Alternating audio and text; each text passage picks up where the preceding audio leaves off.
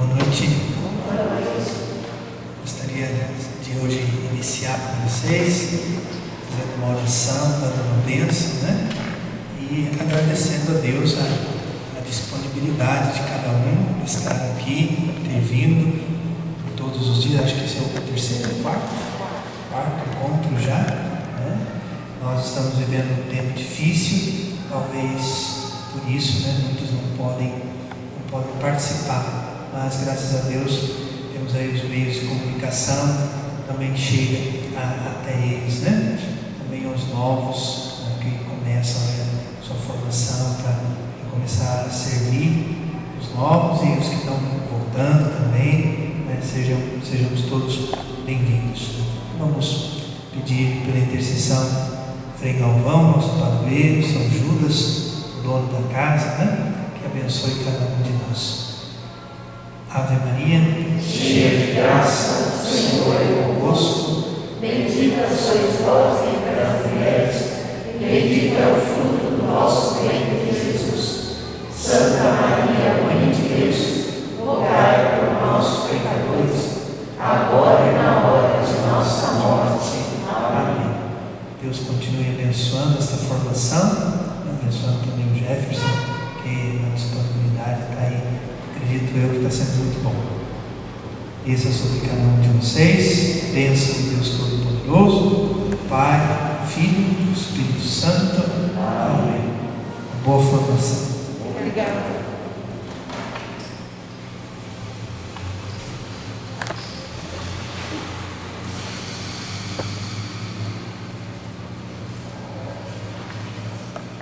Boa noite.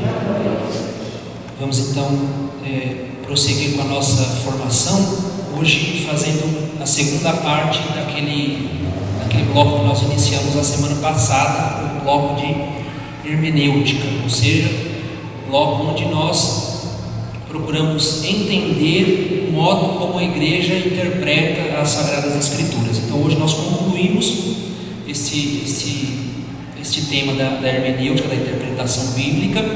Aí a partir da semana que vem nós começamos os evangelhos, a entender um pouquinho dos evangelhos, Por conta do tempo não temos como passar por todos os livros, por todos os blocos de livros das Escrituras. Por isso eu escolhi o evangelho, porque no evangelho geralmente, a partir do evangelho se faz a pregação nas celebrações, Quem sabe nós tenhamos uma oportunidade de no próximo ano, ou comigo ou com outro seminarista que venha, de continuar a formação e passar por todos os blocos das Escrituras para melhor compreender, Aí é uma programação para o próximo ano, pois esse nosso ano já está praticamente comprometido com isso que a gente tem planejado aqui, Mas vamos lá, vamos ao que nos importa, o que interessa realmente. Bom, na semana passada nós fechamos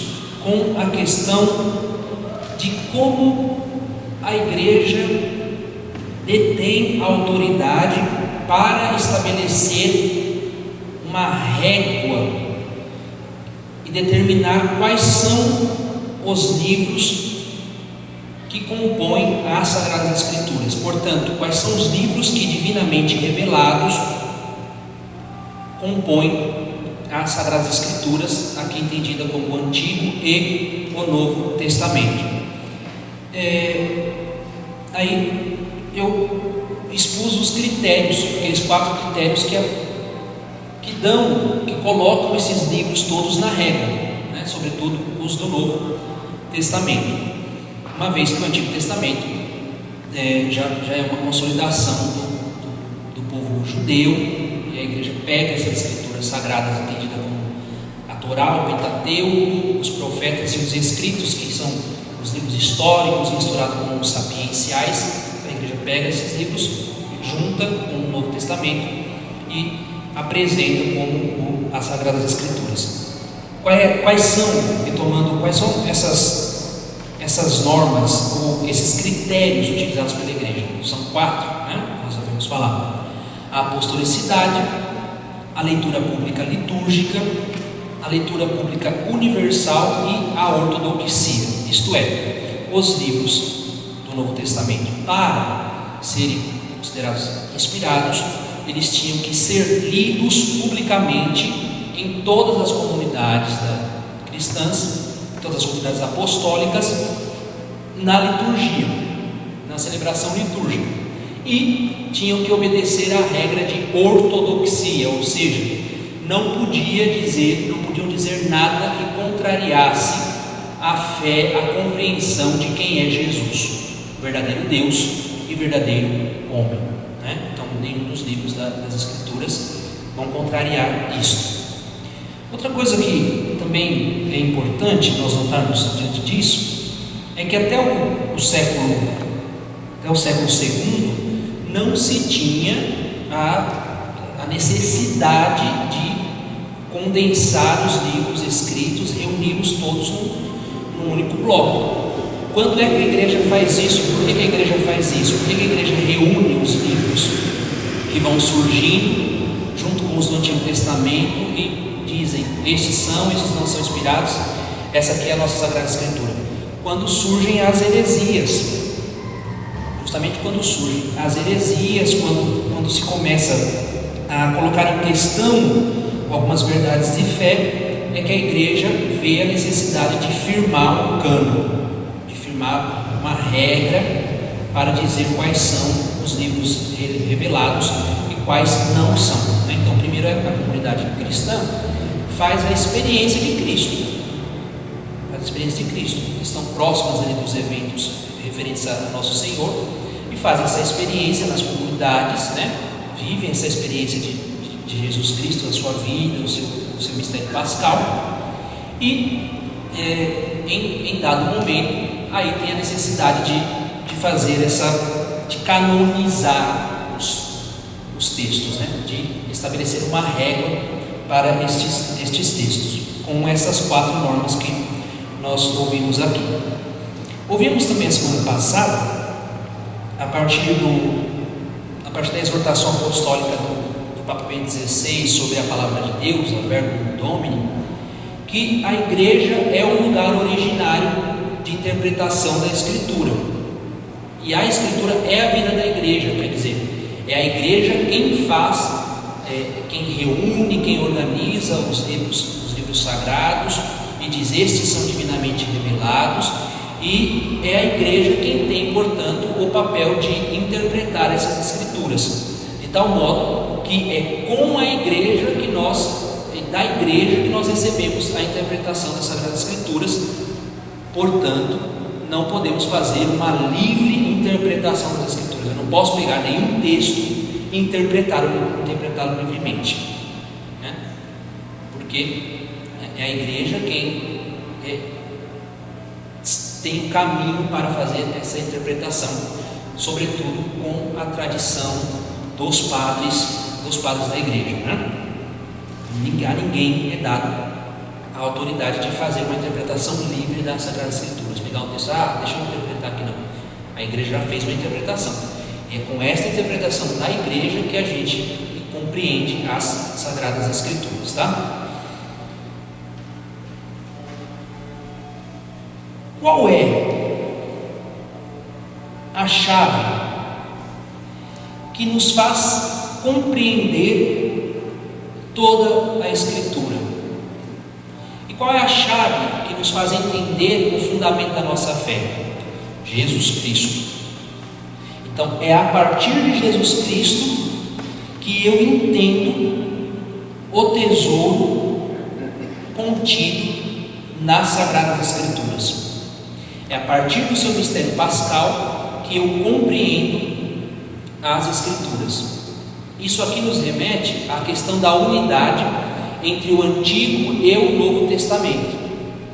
Nós não rejeitamos, a igreja não rejeita, não despreza o Antigo Testamento, mas enxerga o Antigo Testamento sempre à luz do mistério pascal de Cristo, de tal modo que nós podemos dizer que o Antigo Testamento prefigura, profetiza aquilo que se concretiza, que acontece no Novo Testamento. Por isso que Cristo é a chave hermenêutica, é a chave de interpretação. Ou seja, é a partir do mistério pascal de Cristo, a sua paixão, morte e ressurreição, que eu compreendo toda a Escritura. Isso é muito importante, porque é assim que eu consigo compreender como igreja, com a igreja, qual é a mensagem apresentada nas Escrituras. Aí isso nos remete mais uma vez àquela nossa compreensão a respeito da revelação, que a revelação se dá num processo ao longo da história e atinge a sua plenitude em Cristo. Então é em Cristo que nós compreendemos tudo aquilo que Deus revelou. Então tudo foi feito por Ele e para Ele. Ele é o alfa e o ômega. Ele é o princípio e o fim de todas as coisas. É nele que nós compreendemos aquilo que Deus nos revela. Também são 3 os lugares onde nós fazemos a memória do mistério pascal de Cristo. São 3 os lugares, portanto, onde nós tomamos acesso às Escrituras, portanto, ao mistério todo da vida de Cristo. Quais são esses 3 lugares? Primeiro, a celebração, a liturgia, é o lugar onde nós tomamos contato com a palavra de Deus. O segundo lugar é a catequese, ou seja, a instrução. A catequese é quando a igreja instrui os seus filhos, ensina os seus filhos a respeito da fé. E o terceiro lugar é na missão pastoral, ou seja, no testemunho dos cristãos, na vida cotidiana. Esses são os 3 lugares onde nós fazemos essa memória da redenção.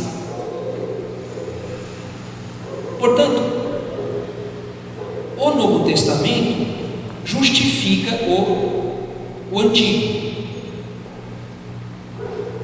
E a Escritura hebraica, aqui entendida como o Antigo Testamento, tem que ser lida junto com o Novo Testamento. Na liturgia, por exemplo, na liturgia da palavra, nós temos sempre, de modo mais habitual, uma leitura do Antigo Testamento. A primeira leitura, via de regra, é do Antigo Testamento, também o Salmo, né?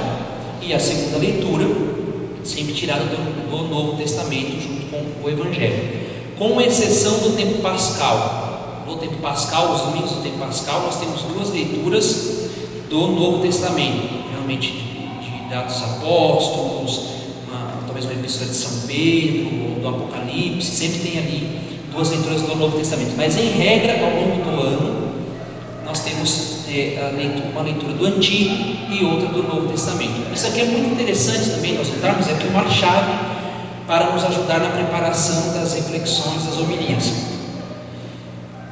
Geralmente, a primeira leitura do Antigo Testamento, ela funciona como que uma profecia que se cumpre no Evangelho. Às vezes, quando a gente vai preparar a leitura, a gente tem dificuldade, sobretudo, em fazer a ligação da primeira leitura do Evangelho com a segunda leitura. Parece sempre que a segunda leitura é desconexa do restante das leituras. Os que são ministros da palavra têm essa impressão? Vamos preparar? Aqui estão algumas vezes, né? De vez em quando parece que encaixa muitíssimo bem, mas tem hora que a gente quebra a cabeça de como fazer a junção de tudo isso. Segredo que vai ser revelado aqui hoje para vocês. Geralmente, em regra, a primeira leitura funciona como uma profecia, o responso, o salmo responsoral está sempre ligado. Inclusive, tem um livro chamado Comentário aos Salmos, de Santo Agostinho. São 3 volumes dessa grossura assim, onde ele comenta os 150 salmos. Em cada um deles são 3 volumes verdes assim, mas tem na internet, tem 3 volumes. Do Salmo 1 ao Salmo 50, o segundo volume do 51 ao 100 e o terceiro do 101 ao 150. É uma maravilha, porque parece que Santo Agostinho, parece não, quando você olha o comentário aos Salmos ali, parece que você tem toda a chave, ele consegue clarear toda a liturgia do dia. É uma coisa incrível assim. Alguém do século V, a gente consegue olhar e falar assim, nossa, ele está dizendo tudo que tem que ser dito aqui. Então tem na internet, é bom. Também tem um comentário aos Salmos do Papa, uma reunião dos Salmos, de comentários aos Salmos do Papa João Paulo II e de Bento XVI. Não é completo, mas tem quase que a totalidade dos Salmos, 150 Salmos. É uma maravilha também, aconselho. Então, a primeira leitura geralmente está ligada com o Salmo e com o Evangelho. E a segunda leitura? A segunda leitura é o modo como a comunidade, como os cristãos, vivem aquilo que está contido na primeira leitura em relação ao Evangelho. Como é então que a gente vai viver aquilo que o Evangelho está nos dizendo, predito no Antigo Testamento? Com a experiência que as comunidades cristãs fizeram. Então, lá na segunda leitura, tem sempre um modo como a comunidade vive o Evangelho de Cristo. Tá? Então, pode sempre pegar a segunda leitura nesse sentido. Né? Geralmente, para as homilias, a gente tem alguns passos. Isso eu vou explicar mais para frente nas últimas aulas, mas adiantando um pouquinho, para preparar uma homilia, como que a gente faz geralmente? A gente primeiro faz um esclarecimento muito breve do sentido literal. O que o texto está dizendo? O que está acontecendo? Não é uma repetição. Isso aqui é um capítulo que a gente não pode ter, tá? De reler o Evangelho explicando o texto com outras palavras. Isso é para fugir daquilo que é a real intenção da homilia, tá? Mas a gente explica um pouquinho, de uma maneira breve, essa não é a maior parte da homilia, a gente explica de uma maneira breve o que está, qual é o contexto que está em volta daquilo que está sendo narrado naquele Evangelho, certo? Depois se faz a interpretação espiritual, ligando ao mistério que está sendo celebrado naquele dia. É um domingo, é uma solenidade alguma solenidade, alguma festa, alguma coisa cai no domingo. Eu tenho que ligar então dentro do contexto do Evangelho. E por fim tem um conteúdo chamado conteúdo perenético. O que é esse conteúdo perenético? É o conteúdo moral. O que essas leituras querem nos inspirar na nossa vida? Geralmente são esses 3 passos que se seguem para fazer uma homilia, né? Depois a gente trabalha de um modo mais detalhado, de um modo mais prático também, tá? Voltando aqui um pouquinho, então na liturgia nós temos na liturgia, na catequese e na vida nós temos esta presença das Sagradas Escrituras. Os judeus, eles têm um método chamado de midrash. O que é o midrash? Escavar. Midrash significa escavar. Então eles escavam nas Sagradas Escrituras o sentido para aplicar ao contexto atual. Isso os judeus.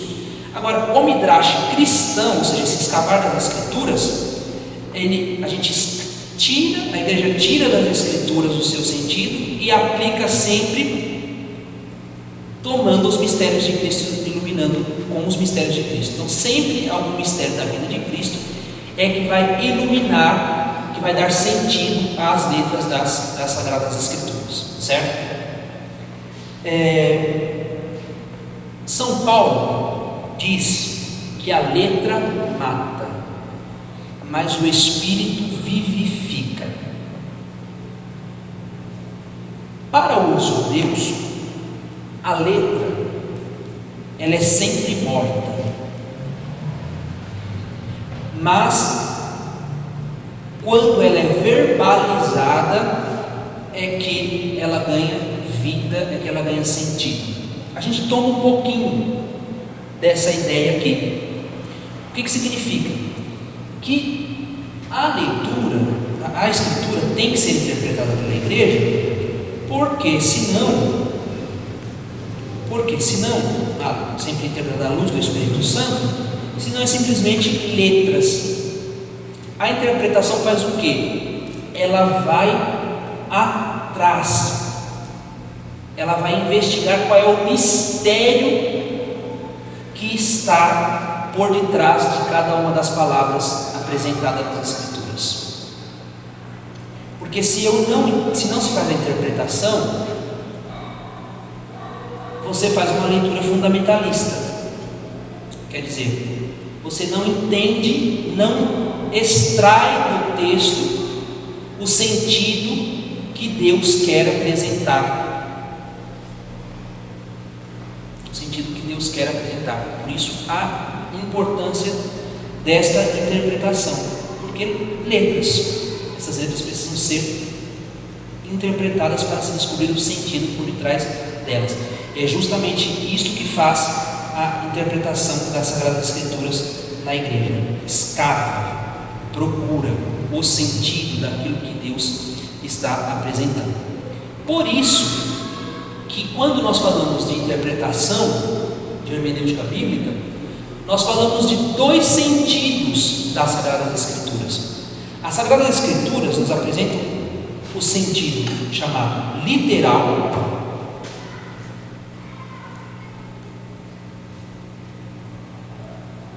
e o sentido espiritual.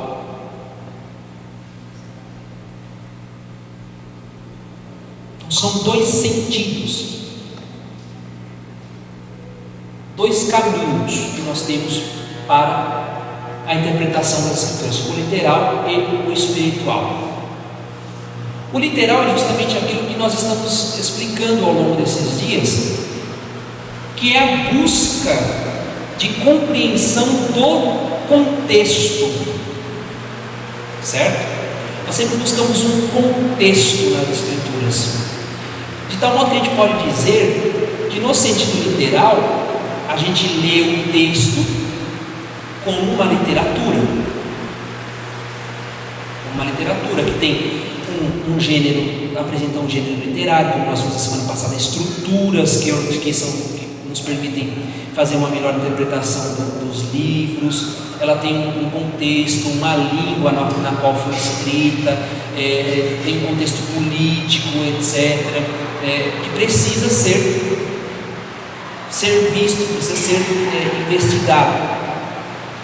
Mas o contexto literal não é o único, porque se a gente para no contexto literal, a Escritura se torna somente um livro de história.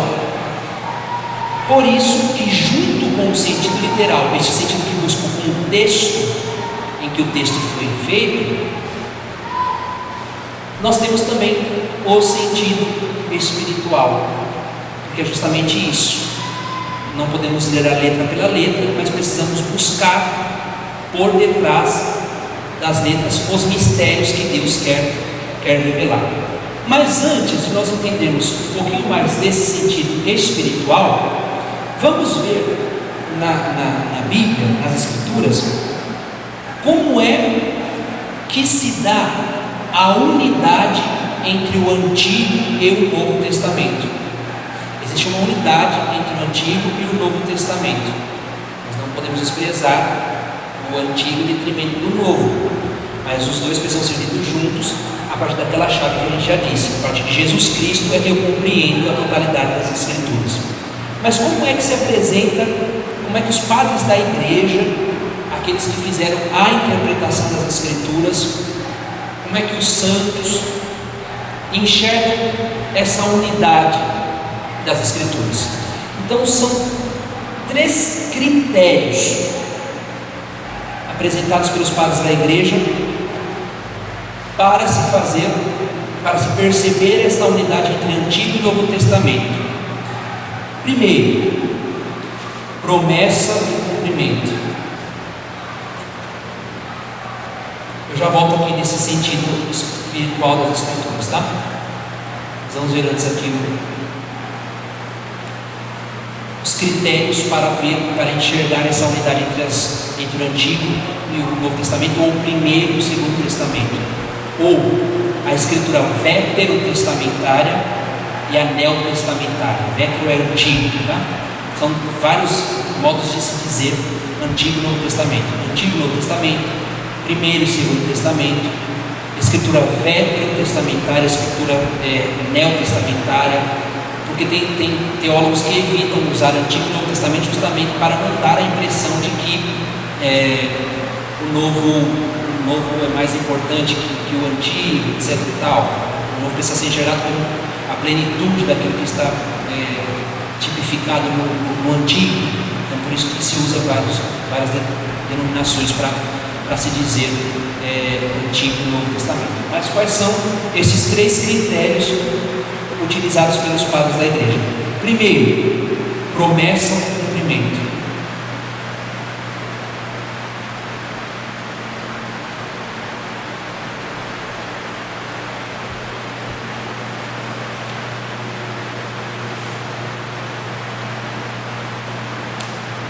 Segundo, posição e contraposição.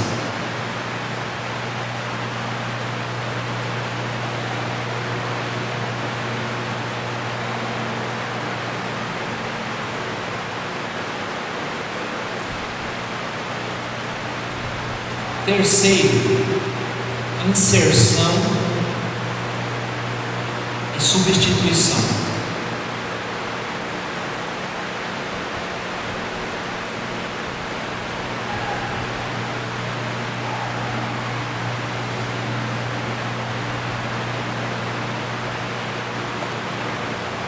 Aquilo que se promete no Antigo se cumpre no Novo.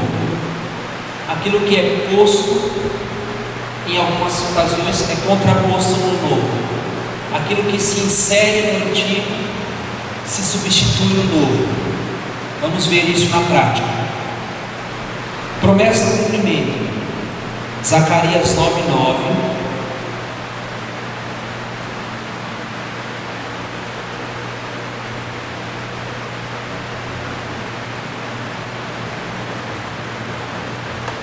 Marcos 11, 1 a 11.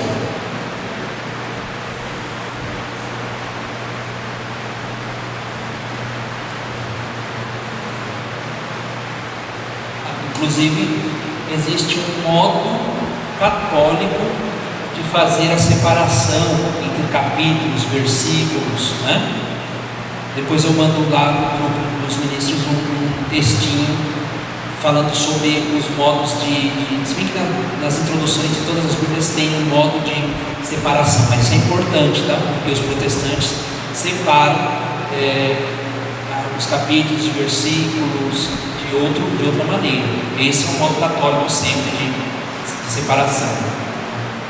O capítulo para o versículo se separa com vírgula, versículo de versículo contínuo se separa com um hífen, né? Isso é importante também. Então vamos lá. Vamos abrir a nossa Bíblia em Zacarias 9:9 e também em Marcos 11, de 1 a 11. Só que nós vimos na semana passada. Nós vamos ver de novo para entender esse esquema, esses critérios estabelecidos pelos padres da igreja.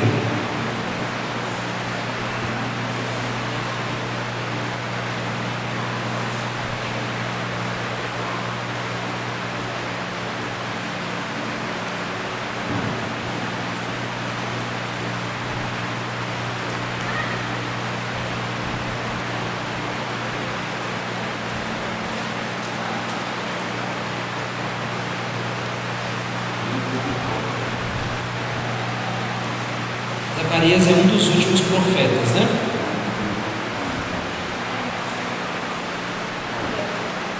Penúltimo, talvez. Zacarias 9:9, Marcos 11, de 1 a 11.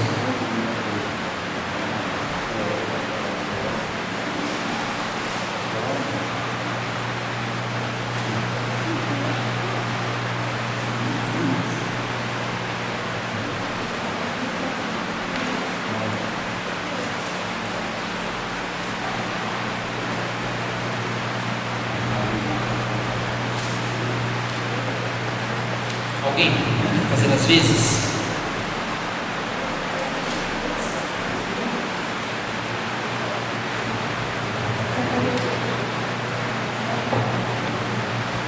A Fernanda lê Zacarias 9, em seguida, se alguém com a Luzia faz a leitura do Marcos 11, de 1 a 11.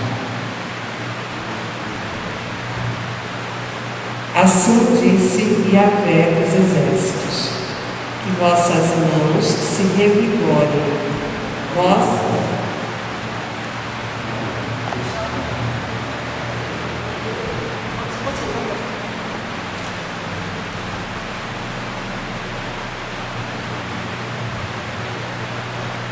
O Messias, exulta muito, filha de Sião. Grita de alegria, filha de Jerusalém. Eis que o teu rei vem a ti. Ele é justo e vitorioso, humilde, montado sobre um jumentinho, filho da jumenta. A profecia.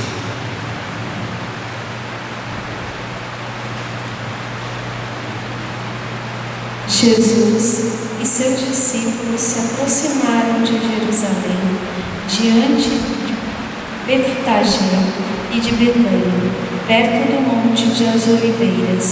Então Jesus enviou 2 discípulos, dizendo: Vão até o povoado que está à frente de vocês, e logo que vocês encontrarem aí, vão encontrar amarrado um jumentinho que nunca foi montado. Desamarrem o animal e tragam aqui. Se alguém lhes falar: por que estão fazendo isso? Digam: o Senhor precisa dele, mas logo o devolverá. Então eles foram e encontraram um jumentinho amarrado do lado de fora, na rua, junto de uma porta, e o desamarraram. Algumas pessoas que ali estavam disseram: o que vocês estão fazendo, desamarrando o jumentinho? Os discípulos responderam como Jesus havia dito, e então permitiram que fizessem isso. Então levaram o jumentinho a Jesus, colocaram os próprios mantos sobre ele, e Jesus montou. E muitas pessoas estenderam seus mantos pelo caminho. Outros puseram ramos que haviam apanhado nos campos. Os que iam na frente e os que seguiam gritavam: Hosana, bendito aquele que vem em nome do Senhor. Bendito seja o reino que vem, o reino de nosso pai Davi. Hosana no mais alto dos céus. Jesus entrou em Jerusalém, no templo, e olhou tudo ao redor, mas como já era tarde, saiu para Betânia com os 12. Na versão de Mateus deste evangelho, ele apresenta a profecia de Zacarias, ele traz literalmente a profecia de Zacarias. Marcos omite a profecia, mas mais uma vez para a gente enxergar o quê? Que a promessa feita se cumpre no Novo Testamento. Então, o Messias vem montado em um jumentinho, aquela ideia que nós estamos trabalhando semana passada. O jumentinho é sinal do Messias. Então, olhando para o jumentinho, eles sabiam que ali estava o Messias esperado. Por isso que eles aclamam a Jesus, né? Porque eles enxergam, conhecedores dos profetas, enxergam ali o cumprimento da profecia. Então, mais uma vez, em Mateus 21, a gente tem a inserção da profecia. Aqui em Marcos a gente subentende que ele está se referindo à profecia de Zacarias. Mas Mateus, o Evangelho da Comunidade de Mateus, traz a citação mesmo da profecia que nós ouvimos. Então aí a gente viu que existe uma relação entre o Antigo e o Novo Testamento, né? Alguns domingos nós vimos um pouquinho dessa, eu não lembro qual foi o domingo agora, mas um dos domingos tinha claro também esse cumprimento. questão da chave de Davi. A primeira leitura falava da chave de Davi, que a chave seria entregue e tal. Aí no Evangelho, Jesus entrega, fala a Pedro, né? Tu és Pedro, sobre ti edificarei a minha igreja, porque ele professou a fé, mas uma relação de profecia e cumprimento também, tá? Segundo critério, posição e contraposição. Gênesis 4, 23 e 24.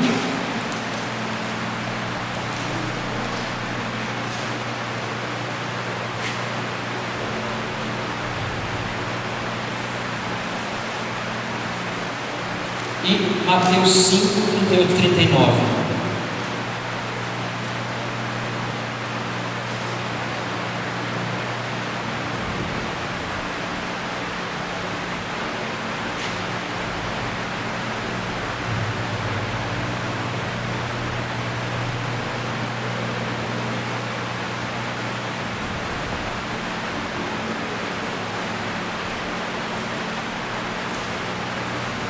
Gênesis 4, 23 e 24.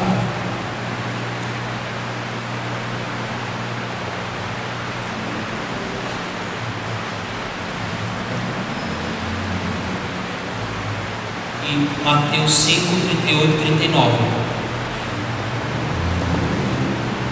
É interessante nós notarmos, embora isso também nós vamos tratar quando formos ver o Evangelho de Mateus, mas o Evangelho de Mateus, ele é chamado também de a nova Torá, o novo Pentateuco. Por quê? Porque Jesus se apresenta como o novo Moisés, quando ele, por exemplo, sobe ao monte para ensinar os seus discípulos, ele se senta justamente para marcar essa posição de um novo Moisés.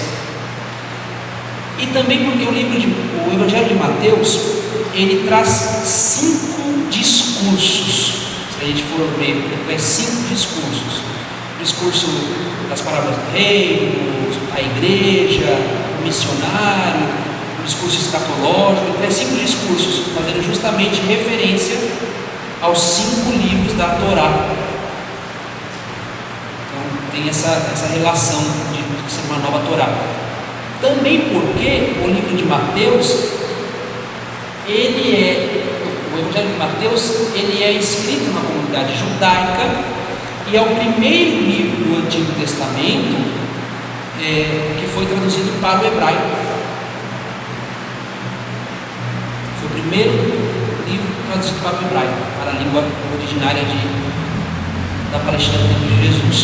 Então ele tem esse caráter muito judaico, ele marca esse caráter judaico, tá? Então vamos lá, Gênesis 4, 23 e 24, Mateus 5, 38 a 39. Fazer o mesmo esquema, alguém lê o Gênesis, depois alguém em seguida lê o Mateus. O mesmo vai ler o Gênesis.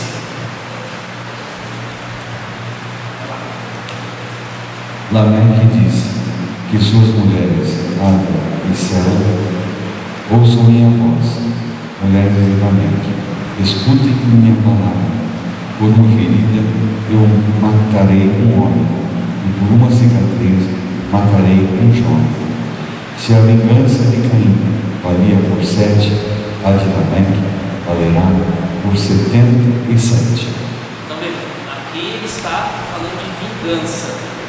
É a regra do talião: olho por olho, dente por dente. Tá? Mateus 5, 38 e 39.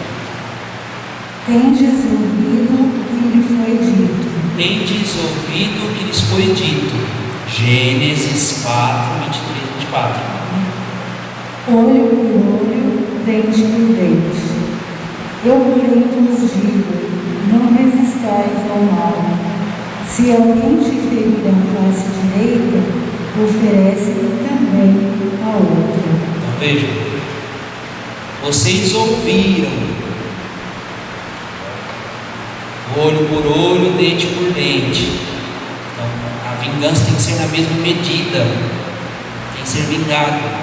Eu, porém, vos digo. Este eu, porém, vos digo, quando aparece, marca uma contraposição a alguma ideia mostrada no Antigo Testamento. Eu, porém, vos digo: não resistais ao mal, ao perverso. Aqui nós temos esse esquema de posição contra posição e um ensinamento, como tudo aquilo que Jesus fala é um ensinamento, é pedagógico. Nós temos um ensinamento a não resistir ao perverso. O que significa isso? Aí, como a gente faz a interpretação, ele interpreta, por exemplo, se alguém te der um tapa na face direita, oferece na face esquerda. Acho que essa é a ordem, né? O que é isso? A gente tem que apanhar dobrado, porque a gente é cristão. O que está dizendo nosso Senhor aqui?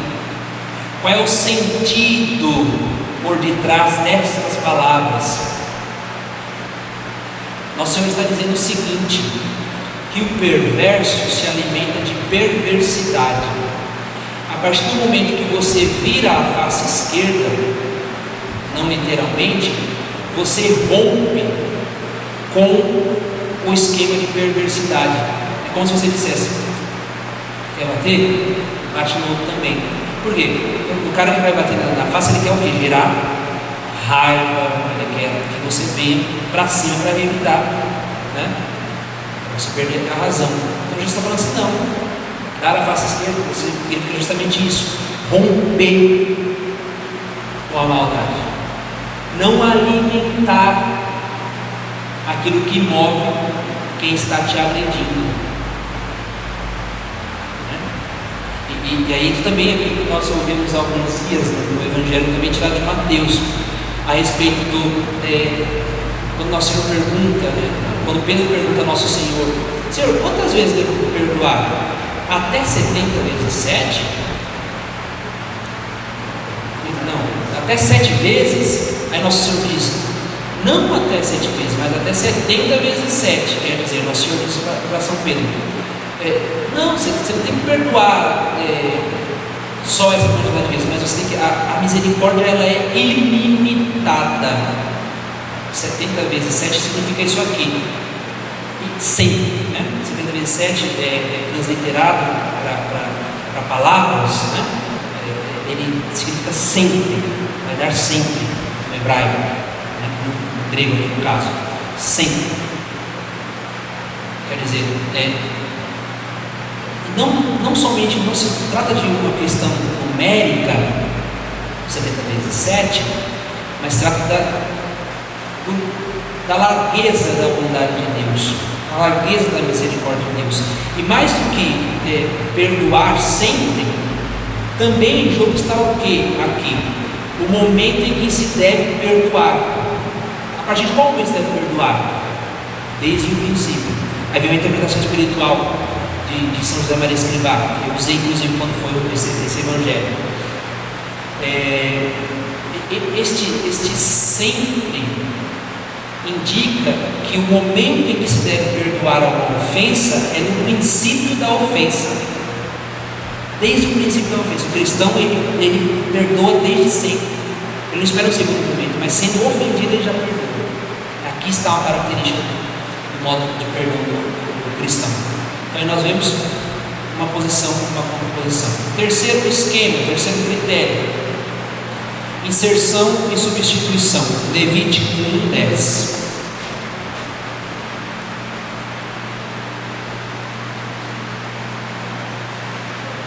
João 1:29.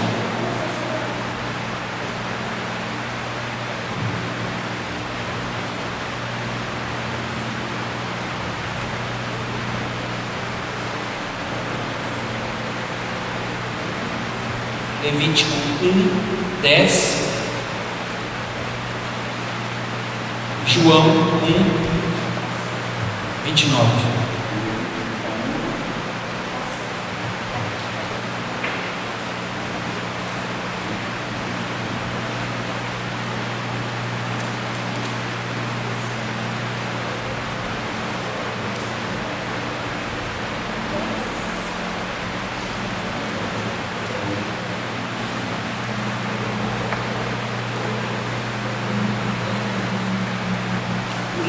de Levítico, ele estabelece as regras dos sacrifícios, dos rituais de sacrifício. Então, Levítico 1:10, João 1:29. Então, em Levítico 1:10 se fará uma inserção da vítima, de como deve ser a vítima do sacrifício. Em João 1:29 há uma substituição daquilo que foi inserido em Levítico 1:10.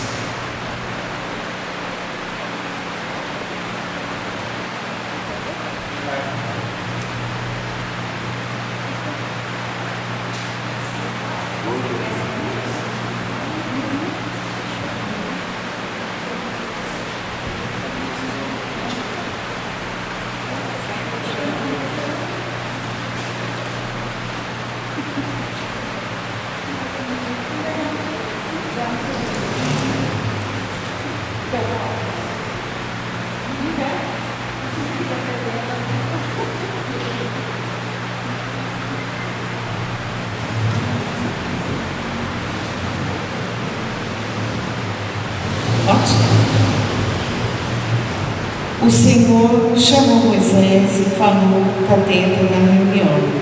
Fala, disse-lhe ele, ao israelita.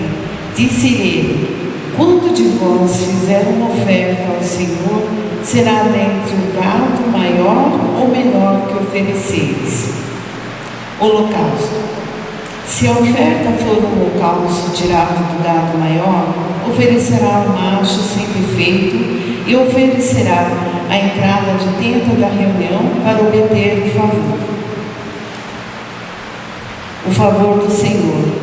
Porá a mão sobre a cabeça da vítima, que será aceita em seu favor para... Então ele fala que ele estabelece o animal para o sacrifício. Se for uma oferta de sacrifício pequeno, cordeiro ou cabrito, sem mancha ou defeitos. Tá? A substituição.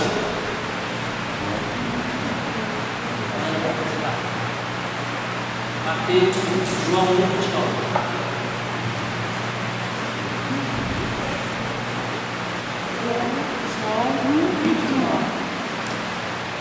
No dia seguinte,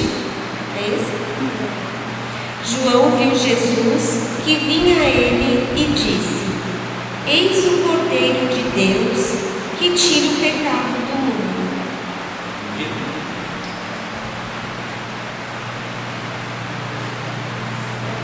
Que algo importantíssimo, como todo o resto, né?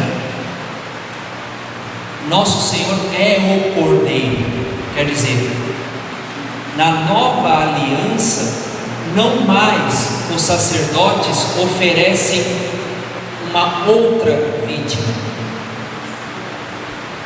mas agora na nova aliança é o próprio Cristo que se oferece como um Cordeiro, de modo que ele se torna a vítima. Aqui está a diferença entre o sacrifício da antiga aliança e da nova. Não se oferece outro, que é o que Hebreus vai falar depois, mas ele mesmo se oferece. Então ele é a vítima ofertada, ao mesmo tempo ele é o lugar do sacrifício, ele é o altar. Por isso que ele diz também no Evangelho de João, quando ele entra no templo, quando ele fala assim: vamos derrubar esse templo. Aí eles falam: como assim? Demorou 40 anos, você está dizendo que em 3 dias se reconstrói? O que ele está dizendo? Desci, porque ele vai ser crucificado, ele vai morrer, mas em 3 dias ele vai ressuscitar. Quer dizer, há também uma substituição, porque agora não é mais no templo de Israel que se oferece o sacrifício, mas ele sendo a vítima, ele sendo sacerdote, é ele também o lugar do sacrifício. Quer dizer, mais do que uma mudança de lugar físico, ele está dizendo o quê? É em Cristo que se oferece o sacrifício, é em mim que se oferece o sacrifício. Então ele é o altar, ele é o sacerdote e ele é a vítima ao mesmo tempo. É o lugar do sacrifício, é o sacerdote que o oferece, ele é o sumo e eterno sacerdote, e ele é a vítima oferecida, né? Então, por isso que é essa substituição do cordeiro. Se naquela época Jesus tivesse os protetores aí dos animais, iam bater palmas para Jesus, né? Olha lá, não ao sacrifício dos animais, né? Está vendo? Jesus faz essa substituição. É ele agora o cordeiro, é ele que se imola.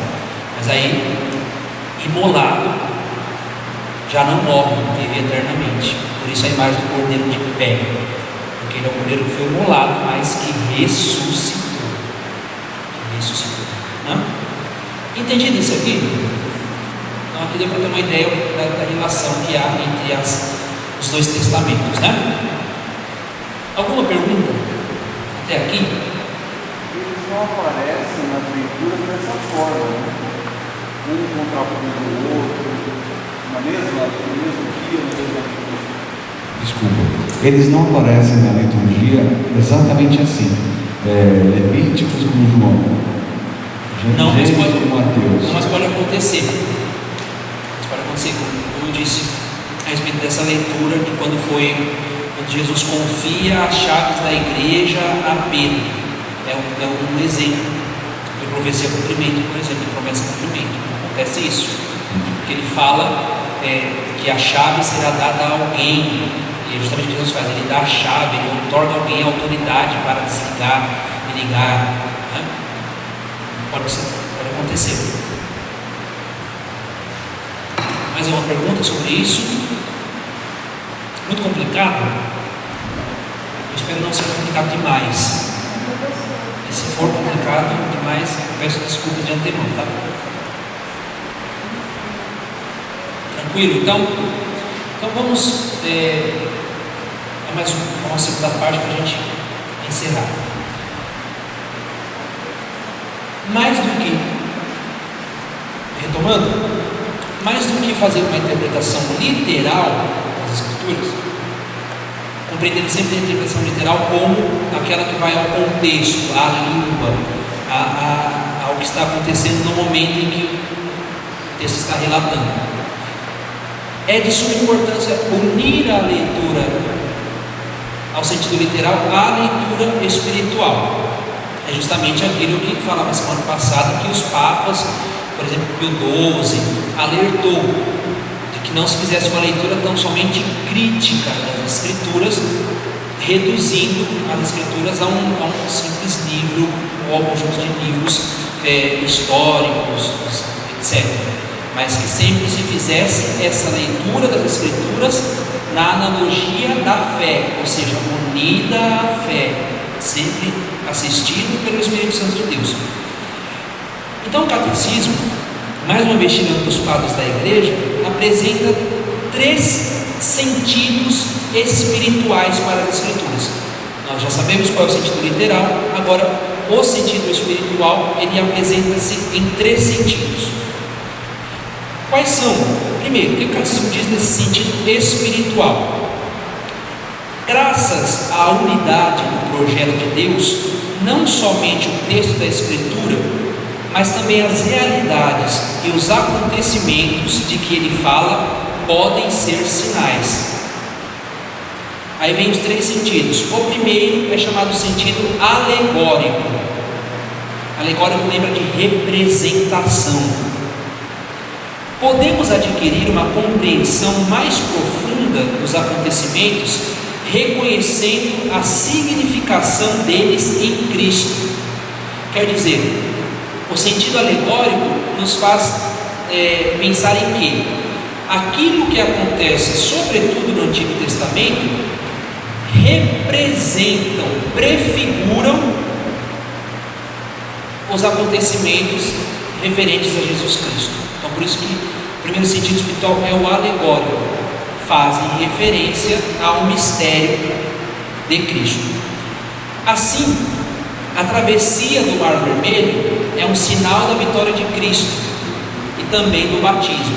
Então vejam, aquilo que está no Antigo representa algo que se dá no mistério pascal de Cristo, na vida, não só no mistério pascal, mas na vida de Cristo como um todo, né? Você pega sempre um acontecimento do Antigo e ele é visto como uma prefiguração, como uma representação, como um tipo daquilo que acontece com Jesus. O segundo sentido espiritual é o sentido moral. O que quer dizer o sentido moral?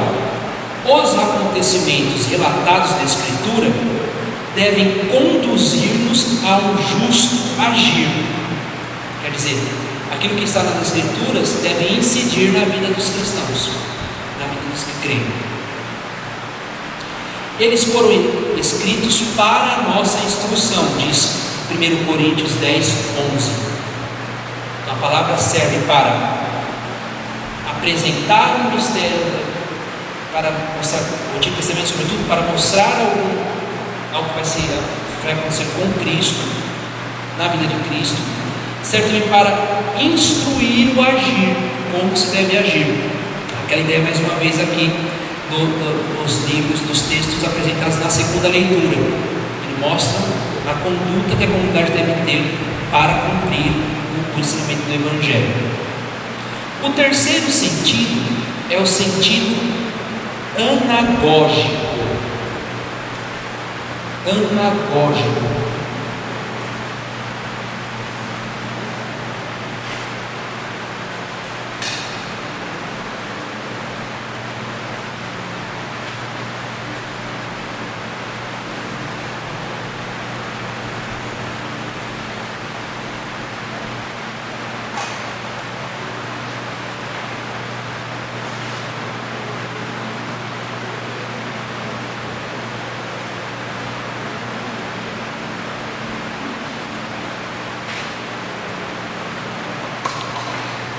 Esse sufixo aqui lembra de condução.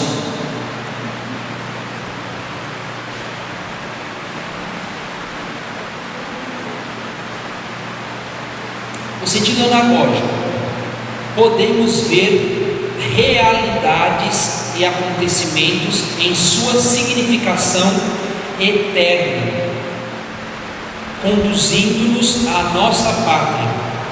Assim, a igreja na terra é sinal da Jerusalém celeste. Quer dizer, as Escrituras, elas sempre, alguns textos vão nos apresentar a realidade eterna, a realidade celeste, indicam sempre uma realidade da eternidade. O Scott Hahn, que é um teólogo americano, ele associa cada um desses sentidos a uma virtude teologal. Então ele fala que cada um dos sentidos, desses três sentidos, alegórico, moral e anagógico, servem para alimentar uma dessas virtudes teologais da fé, da esperança e da caridade. Inclusive, eu fiz a indicação do comentário aos Salmos, tanto do Santo Agostinho quanto do comentário aos Salmos que fez a reunião. Eu tenho até em PDF esses dois textos que eu estou falando, esses dois livros que eu estou falando, o comentário aos Salmos de Agostinho e esse livro do comentário aos Salmos de João Paulo II, de B16, que eu indico para a preparação das homilias. Outro livro que eu indico, se alguém quiser investir, não só os ministros da palavra, mas todos aqueles que quiserem ter um contato maior com a palavra de Deus, são os livros dessa coleção aqui, Cadernos de Estudo Bíblico, da editora Eclésia. Aqui está um livro ótimo para compreensão das Sagradas Escrituras. Se eu não me engano, já tem quase todos os livros da Bíblia. O Scott Hahn e o Kurt Smith já fizeram, parece que um comentário a todos os livros das Escrituras. Eu tenho só os 4. Eu tenho Mateus, Marcos, Lucas e João. É um dos livros que eu uso para a preparação das homilias. Qual é a editora? Editora Eclésia. Eu vou colocar ali depois, deixa vocês verem também. Por que eu gosto desses cadernos aqui? Por que eu uso esses cadernos aqui para a preparação das homilias, sobretudo que toca o Evangelho? Porque os autores são de confiança, a editora é uma editora que tem publicado livros muitíssimo bons, de vários tipos, de vários temas da vida católica. Vale a pena conhecer alguns livros da editora Eclésia, são livros em conta também, tá? E porque ele faz justamente, ele reúne aqui, os autores reúnem aqui as interpretações, os comentários a partir desses sentidos. Então eles vão sempre apresentar o sentido literal e os sentidos espirituais, e eles sempre vão fazer uma analogia da fé. Quer dizer, no comentário de um ou outro evangelho, ele vai apresentar um ponto do catecismo que faz referência àquele texto, justamente a analogia da fé que eu estou dizendo aqui sempre. Então, como que este texto aqui está indicado na doutrina, na reflexão doutrinária da igreja? Então, é muito bom mesmo. E ele faz as interpretações que ele faz aqui, que eles fazem a partir dos padres da igreja, que é a interpretação oficial da igreja, da tradição da igreja. Então, neste texto aqui, ele faz a relação dos 3 sentidos com as virtudes. Peço um pouquinho mais de paciência. O primeiro, explicando aquilo que o catecismo estava dizendo agora. O primeiro sentido é o alegórico, que revela o significado espiritual e profético da história da Bíblia, aquilo que nós estávamos vendo aqui agora. Então existe a Bíblia, o Antigo Testamento sobretudo, é uma grande profecia que se cumpre no Novo Testamento. As interpretações alegóricas expõem como as personagens, os eventos e as leis da Escritura podem apontar para além deles mesmos. Veja, a interpretação faz isso, ir além da letra, em direção ou a grandes mistérios ainda por vir, como no caso do Antigo Testamento, ou aos frutos de mistérios já revelados, como no Novo Testamento. Os cristãos frequentemente leem o Antigo Testamento dessa forma para descobrir de que modo o mistério da nova aliança de Cristo já estava contido na antiga, e também de que modo a antiga aliança foi manifestada plena e fielmente na nova aliança. A compreensão alegórica é também latente no Novo Testamento, especialmente no relato da vida e da obra de Jesus nos Evangelhos, sendo Cristo a cabeça da igreja e a fonte da sua vida espiritual. Tudo aquilo que foi realizado por ele enquanto viveu no mundo antecipa aquilo que ele continua realizando em seus membros através da graça. O sentido alegórico fortalece a virtude da fé. Por quê? A fé é justamente a virtude que nos faz crer naquilo que não vemos. Veja, o sentido a gente não enxerga de uma maneira clara. Precisa então escavar para chegar ao sentido daquilo que está sendo dito nas Escrituras. Foi o que os padres da igreja fizeram. Todos os versículos das Escrituras foram comentados pelos padres da igreja nos primeiros séculos. Todos os versículos. Por exemplo, Gênesis, Santo Agostinho tem um comentário ao livro do Gênesis. Aí você olha, é um comentário, acho que não sei se já comentei, mas é um comentário dessa grossura também, assim. Você fala, nossa, ele comentou o livro do Gênesis inteiro. Aí você pega, ele comentou 2, 3 capítulos do livro do Gênesis. Não deu tempo de comentar o restante.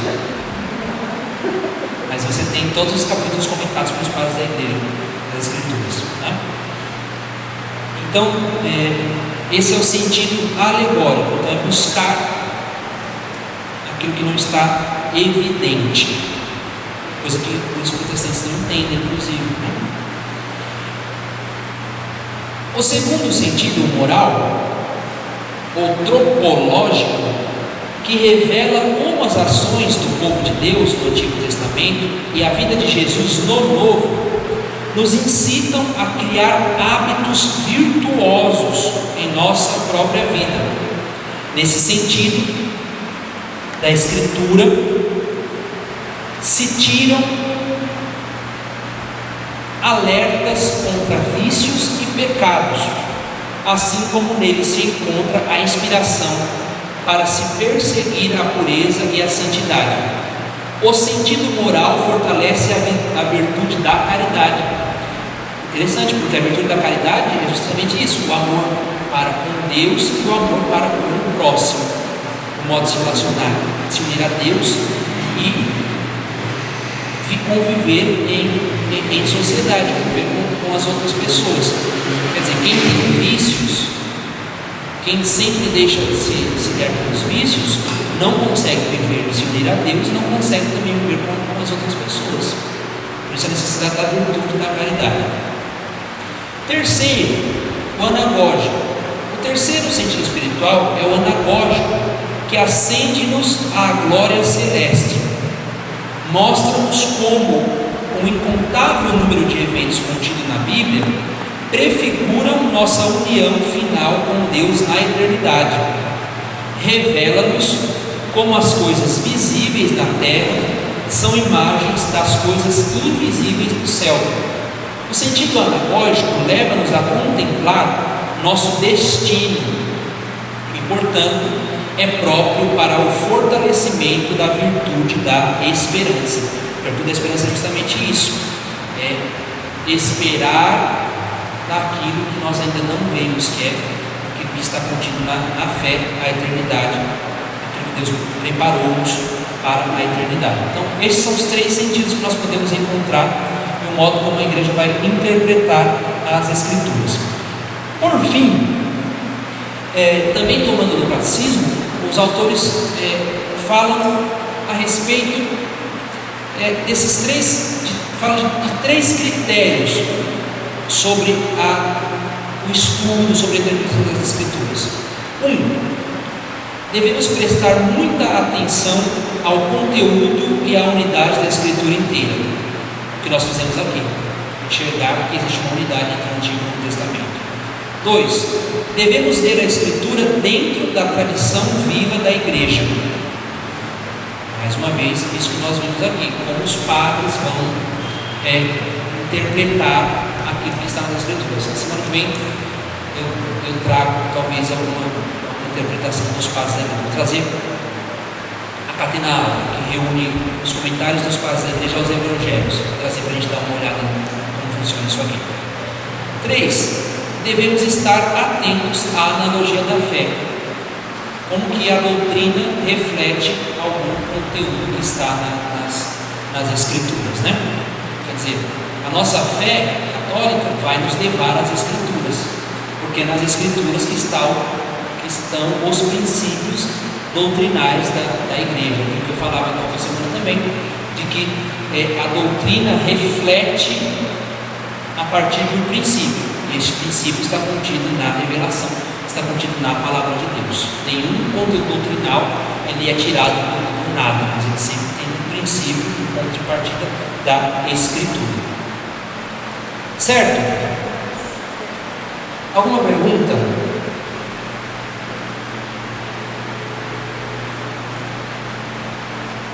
Falem agora ou calem-se para sempre, ou até a próxima semana.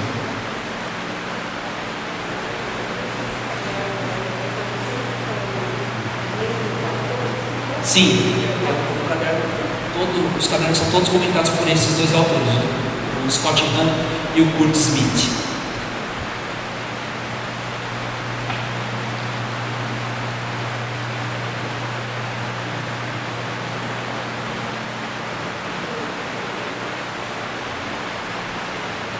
Tem coisas interessantíssimas.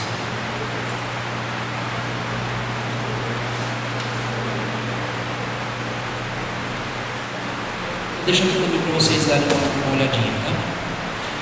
Os dois que eu falei anteriormente eu vou mandar lá no grupo também. Também quem quiser baixar no celular pode baixar. Esse aqui não tem no PDF.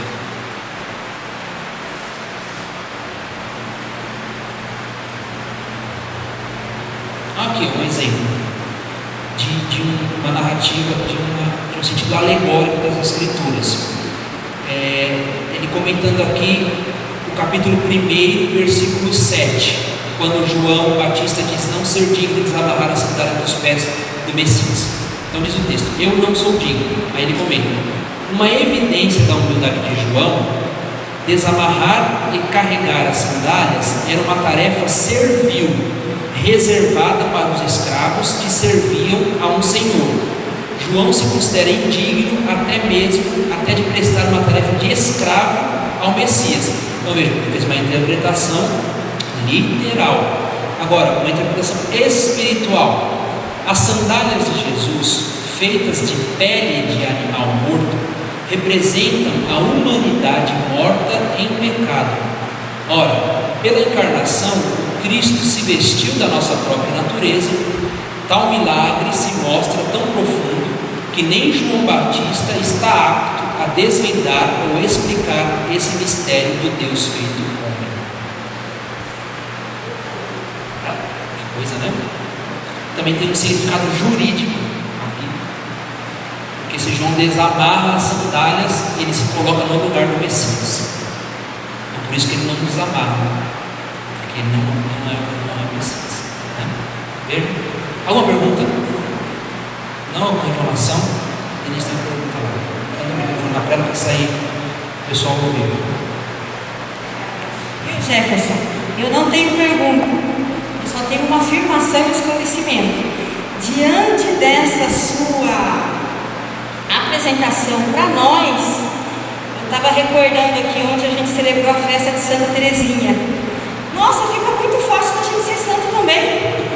A gente vê o amor que Deus, né, preparou a vinda e a chegada de Jesus ao mundo e nos presenteou com essa salvação, né? E a gente consegue compreender melhor a fidelidade do pai para o filho e o filho para o pai. Nossa, eu estava com medo de voltar para a catequese e depois de tantos anos parada, né? Aí eu peguei e falei assim, nossa, quando eu voltar, o que eu vou apresentar? Aí eu consegui, desse tempo para cá, entender o quê? Que é a mesma coisa que eu já fiz no passado. É só mostrar para os catequizando aquele amor que Jesus tem por nós e principalmente por Deus. Então é muito bonito, Jefferson. Eu vim hoje para curiosar com a nossa ministra. Mas agradeço da oportunidade. Não sei se é fácil, mas tem os meios, Deus dá uns meios, né? A palavra, os sacramentos, né? Para a gente ver a vida de santidade. Mais alguma coisa? Não? Então, a semana que vem nós voltamos, iniciamos o bloco dos evangelhos. Eu organizei duas aulas para os evangelhos. Eu acho que vai ser pouco. Eu acho que uma aula para o evangelho não seria ainda suficiente, mas seria mais ideal. Mas a gente trabalha semana que vem, vê o que dá, né? Mas aí a gente faz a semana que vem, para por 2 semanas por conta da festa de Galvão. A gente retoma depois para dar seguimento aí ao que falta, né?